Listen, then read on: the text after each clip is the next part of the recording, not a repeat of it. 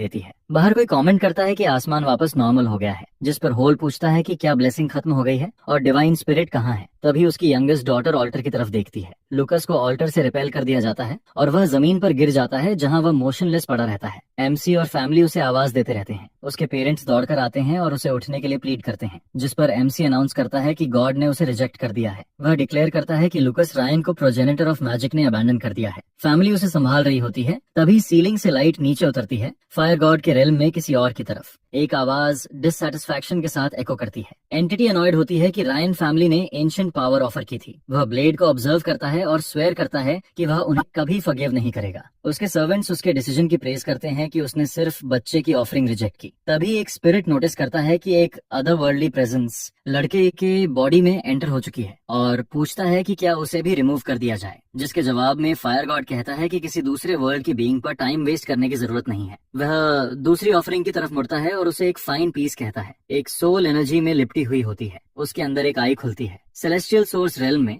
Martial God का एक आदमी इमर्ज होता है। वह अपने गोल पर फोकस करता है। एक ही मूवमेंट में वह बैरियर को ओवरकम कर लेता है और स्पेस के थ्रू आगे बढ़ता है। एक कॉस्मिक क्रीचर उसे इस वर्ल्ड के पावर सोर्स के रूप में एड्रेस करता है, जिस पर वह आदमी कामली पूछता है कि क्या वह क्रीचर हायर डायमेंशन तक जाने का रास्ता ब्लॉक करना चाहता है। कॉस्मिक क्रीचर एक ब्लास्ट के साथ अटैक करता है, उसे कंटेन करने की कोशिश में, लेकिन आदमी आगे बढ़ता रहता है और अपनी एनर्जी डायरेक्टली अनलीश करता है। इम्पैक्ट इतनी इजीली क्रीचर को ओवरवेल्म कर देता है। क्रीचर डिसिपेट होकर एक बड़े वॉर्टेक्स में बदल जाता है। अब उसके सामने एक नया पोर्टल बनता है। मार्शल गॉड कहता है कि वह पावर सोर्स कुछ खास नहीं था। तभी एक छोटा क्रीचर उड़ता हुआ आता है और उसे लॉर्ड मार्शल गॉड कहकर बुलाता है। वह उसे पकड़ लेता है और पूछता है कि उसका अटेंडेंट स्पिरिट उसे ऑब्स्ट्रक्ट क्यों कर रहा है। फिर उसे सेंस होता है कि उसका ओल्ड पार्टनर रेकू अब मौजूद नहीं है। स्पिरिट उसे एक इमेज दिखाता है और वह वंडर करता है कि आर्केन्स कॉन्टिनेंट में क्या हो रहा है। उसे याद आता है कि 1000 साल पहले मार्शल आर्ट्स ज्यादा स्ट्रांग थे, लेकिन अब फायर गॉड वोल्केनिस को वर्शिप किया जाता है। स्पिरिट करंट सिचुएशन पर कमेंट करता है। फिर भी वह कहता है कि मार्शल आर्ट्स फैलाना एक हेवी बर्डन है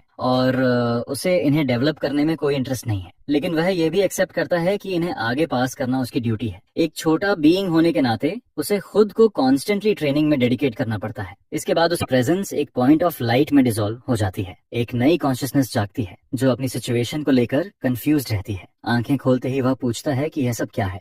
वह खुद को कई आइडेंटिकल फिगर्स से घिरा हुआ देखता है। लड़का बेड पर ही लेटा रहता है। वे क्रीचर्स खुद को मार्शल गॉड बताते हैं और अनाउंस करते हैं कि वे उसे ब्लेसिंग देने वाले हैं। वे यूथ के बेड के चारों तरफ फ्लोट करते रहते हैं। फिर अचानक सब उसी की तरफ उड़ते हैं। लड़का उनके अप्रोच पर रिएक्ट करता है। एक लाइट निकलती है और उसे हिट करती है। उसे लेवल 9 मार्शल गॉड ब्लेसिंग मिलती है और मार्शल आर्ट्स ट्रेनिंग की लिमिट रिमूव कर दी जाती है। वह बेड पर बैठता है और पूछता है कि यह मार्शल गॉड और लेवल